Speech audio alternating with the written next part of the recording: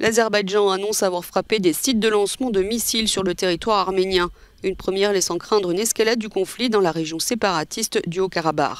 Pour le 5e jour consécutif et malgré les appels appuyés de Moscou comme des Occidentaux, le cessez-le-feu négocié en Russie, censé être en vigueur depuis samedi, est resté lettre morte. L'Azerbaïdjan fait pression pour que son proche allié, la Turquie, s'implique dans les futurs pourparlers, mais réfute les affirmations selon lesquelles Ankara est activement déployé dans le conflit.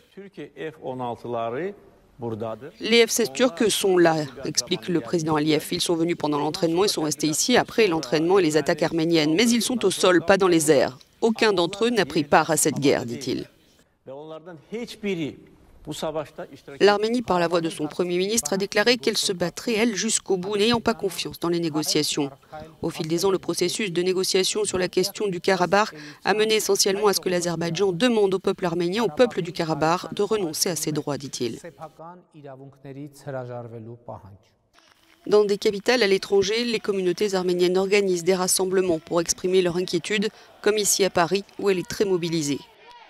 Après la dernière annonce de Bakou, le porte-parole de l'armée arménienne a confirmé les frappes sur son sol, mais démenti toute volonté de viser des zones civiles en Azerbaïdjan.